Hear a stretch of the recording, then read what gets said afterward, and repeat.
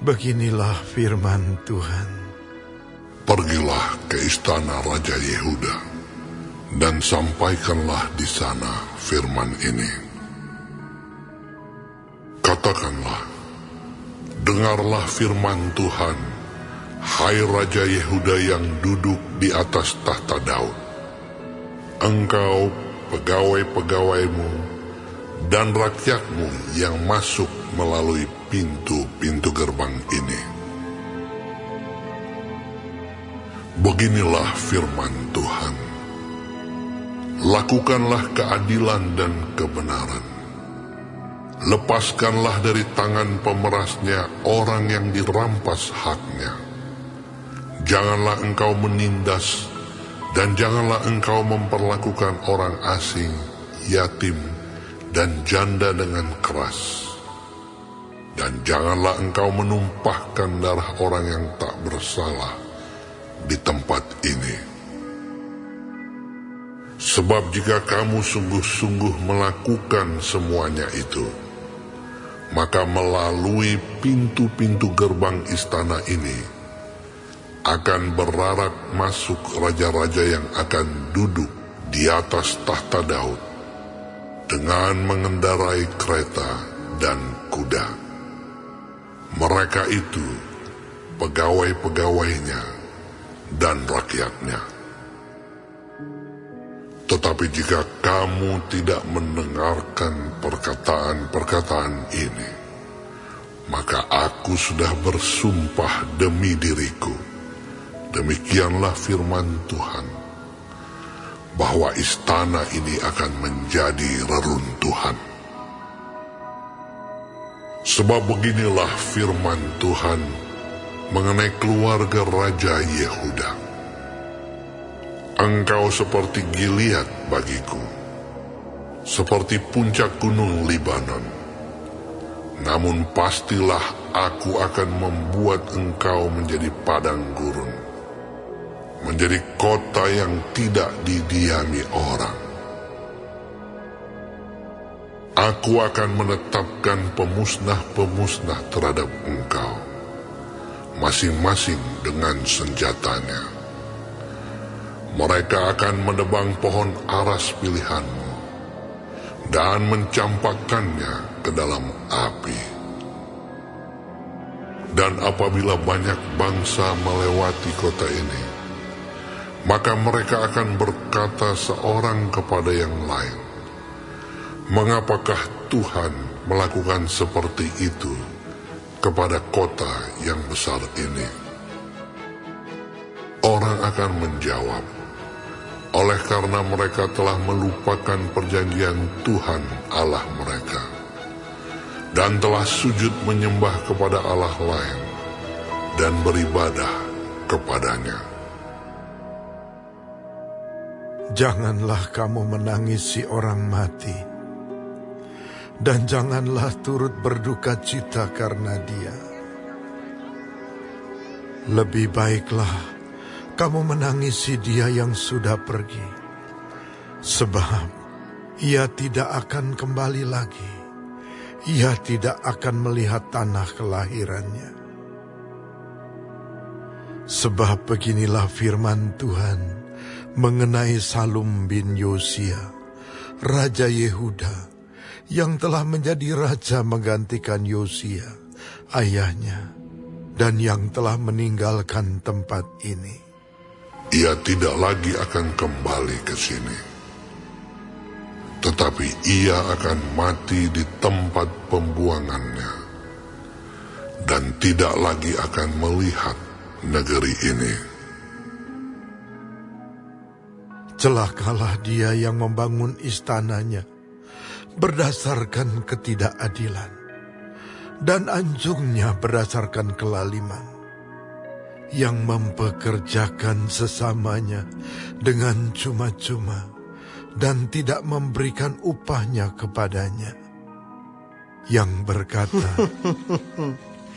Aku mau mendirikan istana yang besar, lebar, dan anjung yang lapang luas. Lalu menetas dinding istana, membuat jendela, memapani istana itu dengan kayu aras dan mencatnya merah. Sangkamu, rajakah engkau, jika engkau bertanding dalam hal pemakaian kayu aras? Tidakkah ayahmu makan minum juga dan beroleh kenikmatan? Tetapi ia melakukan keadilan dan kebenaran, serta mengadili perkara orang sengsara dan orang miskin dengan adil. Bukankah itu namanya mengenal aku? Demikianlah firman Tuhan.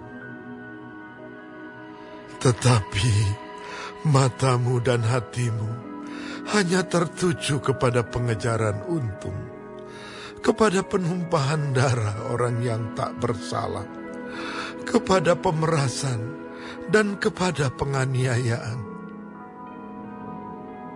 Sebab itu, beginilah firman Tuhan mengenai Yoyakim bin Yosia, Raja Yehuda. Orang tidak akan meratapi dia. Aduhai abangku, aduhai kakakku. Orang tidak akan menangisi dia. Aduhai Tuhan, aduhai Seri Paduka. Ia akan dikubur secara penguburan keledai, diseret dan dilemparkan keluar pintu-pintu gerbang Yerusalem. Naiklah ke gunung Libanon dan berteriaklah. Perdengarkanlah suaramu di pegunungan Basan. Berteriaklah dari pegunungan Abarim, sebab semua kekasihmu sudah hancur. Aku telah berbicara kepadamu selagi engkau sentosa, tetapi engkau berkata, aku tidak mau mendengarkan. Itulah tingkah langkahmu dari sejak masa mudamu, sebab engkau tidak mau mendengarkan suaraku. Semua orang yang menggembalakan kamu akan dihalau angin ribut, dan para kekasihmu akan diangkut tertawan. Pada waktu itu engkau akan menjadi malu dan bernoda dari sebab segala kejahatanmu. Hai engkau yang diam di gunung Libanon dan yang bersarang di pohon-pohon aras, betapa engkau akan mengeluh ketika kesakitan menimpa engkau. Kesakitan seperti yang ditanggung perempuan yang melahirkan. Demi aku yang hidup, demikianlah firman Tuhan.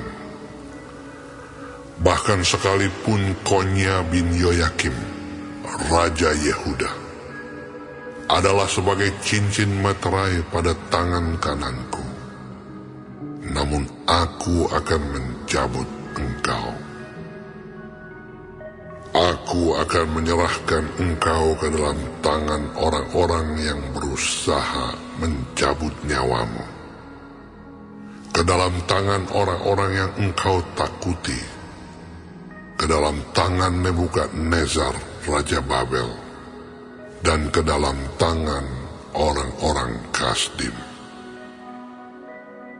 Aku akan melemparkan engkau serta ibumu yang melahirkan engkau ke negeri yang lain, yang bukan tempat kelahiranmu. Di sanalah kamu akan mati. Tetapi ke negeri yang mereka rindukan untuk kembali ke situ, mereka tidak akan kembali. Adakah Konya ini suatu benda yang hina, yang akan dipecahkan orang? Atau suatu periuk yang tidak disukai orang? Mengapakah ia dicampakkan dan dilemparkan ke negeri yang tidak dikenalnya? Hai negeri, negeri, negeri, dengarlah firman Tuhan. Beginilah firman Tuhan. Catatlah orang ini sebagai orang yang tak punya anak, sebagai laki-laki yang tidak pernah berhasil dalam hidupnya. Sebab seorang pun dari keturunannya tidak akan berhasil duduk di atas tahta Daud dan memerintah kembali di Yehuda.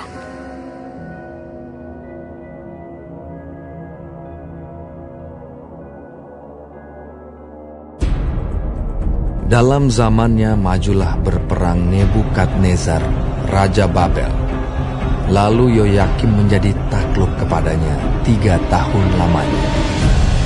Tetapi kemudian Yoyakim berbalik dan memberontak terhadap dia. Tuhan menyuruh gerombolan-gerombolan Kasdim, gerombolan-gerombolan Aram, gerombolan-gerombolan Moab, dan gerombolan-gerombolan Bani Amon melawan Yoyakim. Ia menyuruh mereka melawan Yehuda untuk membinasakannya sesuai dengan firman Tuhan yang diucapkannya dengan perantaraan para hambanya, yaitu para nabi. Sungguh, hal itu terjadi kepada Yehuda sesuai dengan titah Tuhan untuk menjauhkan mereka dari hadapannya oleh karena dosa-dosa Manasye setimpal dengan segala yang dilakukannya. Dan juga oleh karena darah orang yang tidak bersalah yang telah ditumpahkannya, sebab ia telah membuat Yerusalem penuh dengan darah orang yang tidak bersalah, dan Tuhan tidak mau mengampuninya. Selebihnya dari riwayat Yoyakim dan segala yang dilakukannya, bukankah semuanya itu tertulis dalam kitab sejarah raja-raja Yehuda? Kemudian Yoyakim mendapat perhentian bersama-sama dengan nenek moyangnya. Maka Yoyakim, anaknya, menjadi raja menggantikan dia. Raja Mesir tidak lagi keluar berperang dari negerinya, sebab Raja Babel telah merebut segala yang termasuk wilayah Raja Mesir, mulai dari sungai Mesir sampai ke sungai Efrat.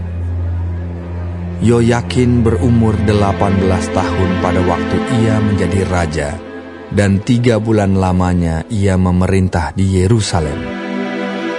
Nama ibunya ialah Nehusta binti Elnatan dari Yerusalem. Ia melakukan apa yang jahat di mata Tuhan, tepat seperti yang dilakukan ayahnya. Pada waktu itu, majulah orang-orang Nebukadnezar, Raja Babel, menyerang Yerusalem dan kota itu dikepung. Juga Nebukadnezar, Raja Babel, datang menyerang kota itu, sedang orang-orangnya mengepungnya. Lalu keluarlah Yoyakin, Raja Yehuda, mendapatkan Raja Babel. Ia sendiri, ibunya, pegawai-pegawainya, para pembesarnya, dan pegawai-pegawai istananya. Raja Babel menangkap dia pada tahun yang ke-8 dari pemerintahannya. Ia mengeluarkan dari sana segala barang perbendaharaan rumah Tuhan dan barang-barang perbendaharaan istana raja. Juga dikeratnya emas dari segala perkakas emas yang dibuat oleh Salomo, Raja Israel, di bait Tuhan seperti yang telah difirmankan Tuhan. Ia mengangkut seluruh penduduk Yerusalem ke dalam pembuangan, semua panglima dan semua pahlawan yang gagah perkasa, 10.000 orang tawanan, juga semua tukang dan pandai besi. Tidak ada yang ditinggalkan, kecuali orang-orang lemah dari rakyat negeri. Ia mengangkut Yoyakin ke dalam pembuangan ke Babel, juga ibunda raja, istri-istri raja, pegawai-pegawai istananya dan orang-orang berkuasa di negeri itu, dibawanya sebagai orang buangan dari Yerusalem ke Babel. Semua orang yang gagah perkasa, 7.000 orang banyaknya, para tukang dan para pandai besi, 1.000 orang banyaknya, sekalian pahlawan yang sanggup berperang, dibawa oleh Raja Babel sebagai orang buangan ke Babel. Kemudian Raja Babel mengangkat matanya, paman Yoyakin, menjadi raja menggantikan dia dan menukar namanya menjadi Zedekia. Zedekia berumur 21 tahun pada waktu ia menjadi raja, dan 11 tahun lamanya ia memerintah di Yerusalem.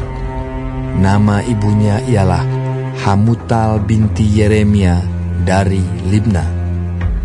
Ia melakukan apa yang jahat di mata Tuhan, tepat seperti yang dilakukan Yoyakim. Sebab oleh karena murka Tuhanlah terjadi hal itu terhadap Yerusalem dan Yehuda, yakni bahwa ia sampai membuang mereka dari hadapannya. Zedekia memberontak terhadap Raja Babel.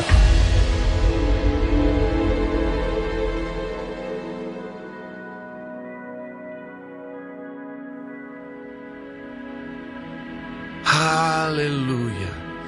Berbahagialah orang yang takut akan Tuhan, yang sangat suka kepada segala perintahnya. Anak cucunya akan perkasa di bumi. Angkatan orang benar akan diberkati. Harta dan kekayaan ada dalam rumahnya. Kebajikannya tetap untuk selamanya. Di dalam gelap terbit terang bagi orang benar. Pengasih dan penyayang orang yang adil. Mujur orang yang menaruh belas kasihan dan yang memberi pinjaman, yang melakukan urusannya dengan sewajarnya. Sebab ia tak akan goyah untuk selama-lamanya. Orang benar itu akan diingat selama-lamanya. Ia tidak takut kepada kabar celaka.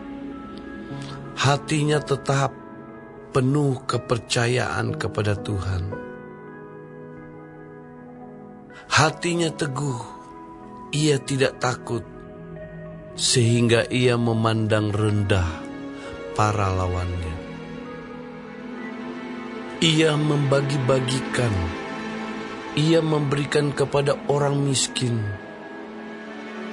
Kebajikannya tetap untuk selama-lamanya. Tanduknya meninggi dalam kemuliaan. Orang fasik melihat, lalu sakit hati. Ia menggertakkan giginya, lalu hancur. Keinginan orang fasik akan menuju kebinasaan.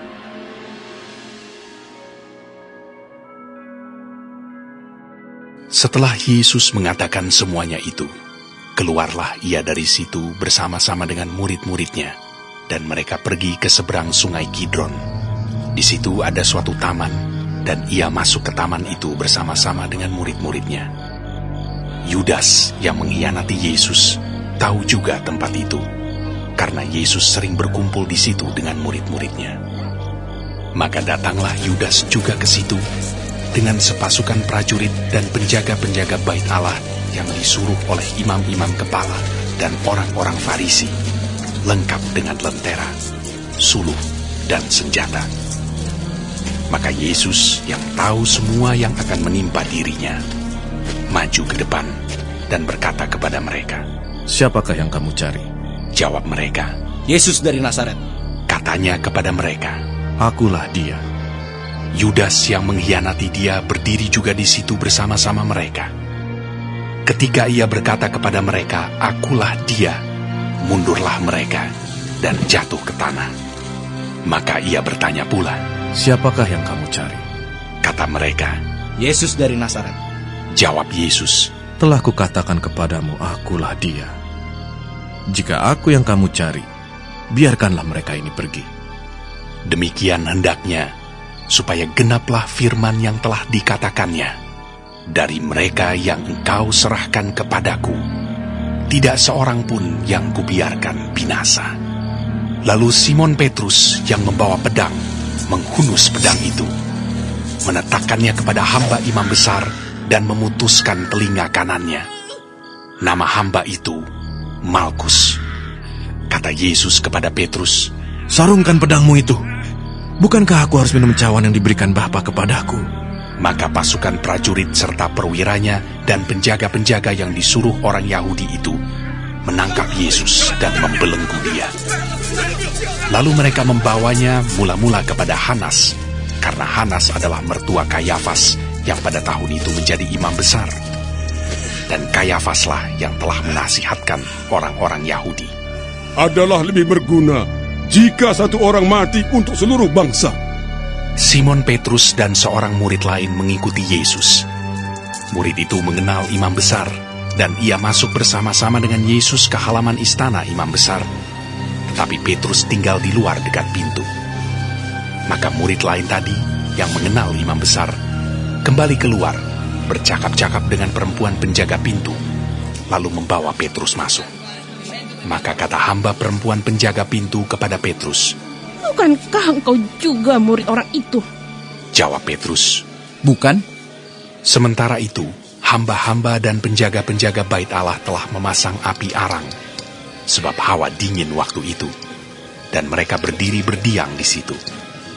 Juga Petrus berdiri berdiam bersama-sama dengan mereka. Maka mulailah imam besar menanyai Yesus tentang murid-muridnya dan tentang ajarannya. Jawab Yesus kepadanya, "Aku berbicara terus terang kepada dunia. Aku selalu mengajar di rumah-rumah ibadat dan di bait Allah, tempat semua orang Yahudi berkumpul. Aku tidak pernah berbicara sembunyi-sembunyi. Mengapakah engkau menanyai aku? Tanyailah mereka yang telah mendengar apa yang kukatakan kepada mereka. Sungguh, mereka tahu apa yang telah kukatakan." Ketika ia mengatakan hal itu, seorang penjaga yang berdiri di situ menampar mukanya sambil berkata, "Begitukah jawabmu kepada imam besar?" Jawab Yesus kepadanya, "Jikalau kataku itu salah, tunjukkanlah salahnya. Tetapi jikalau kataku itu benar, mengapakah engkau menampar aku?" Maka Hanas mengirim dia terbelenggu kepada Kayafas, imam besar itu. Simon Petrus masih berdiri berdiam. Kata orang-orang di situ kepadanya, "Hei, bukankah engkau juga seorang muridnya?" Ia menyangkalnya. Katanya, "Bukan." Kata seorang hamba imam besar, seorang keluarga dari hamba yang telinganya dipotong Petrus, "Bukankah engkau kulihat di taman itu bersama-sama dengan dia?" Maka Petrus menyangkalnya pula. Dan ketika itu, berkokoklah ayam. Maka mereka membawa Yesus dari Kayafas ke gedung pengadilan. Ketika itu, hari masih pagi. Mereka sendiri tidak masuk ke gedung pengadilan itu, supaya jangan menajiskan diri, sebab mereka hendak makan Paskah. Sebab itu, Pilatus keluar mendapatkan mereka dan berkata, "Apakah tuduhan kamu terhadap orang ini?"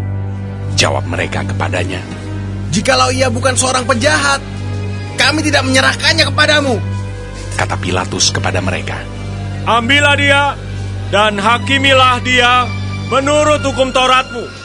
Kata orang-orang Yahudi itu, "Kami tidak diperbolehkan membunuh seseorang."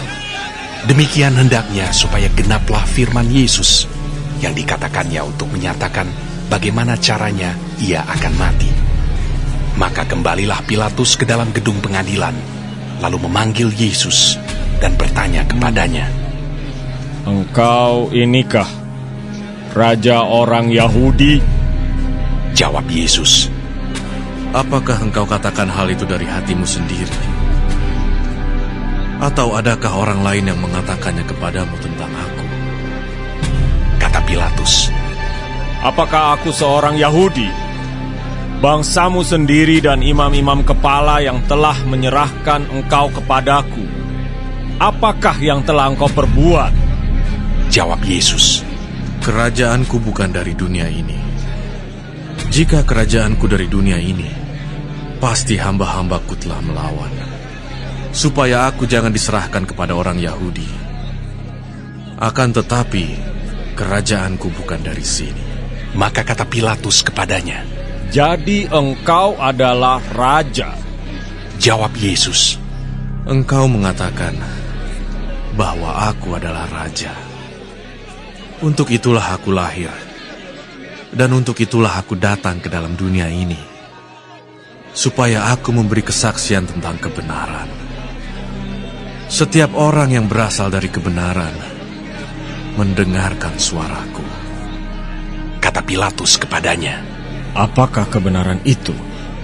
Sesudah mengatakan demikian, keluarlah Pilatus lagi mendapatkan orang-orang Yahudi dan berkata kepada mereka, "Aku tidak mendapati kesalahan apapun padanya. Tetapi pada kamu ada kebiasaan bahwa pada Paskah aku membebaskan seorang bagimu. Maukah kamu supaya aku membebaskan raja orang Yahudi bagimu?" Mereka berteriak pula, "Jangan dia, melainkan Barabas!" Barabas adalah seorang penyamun.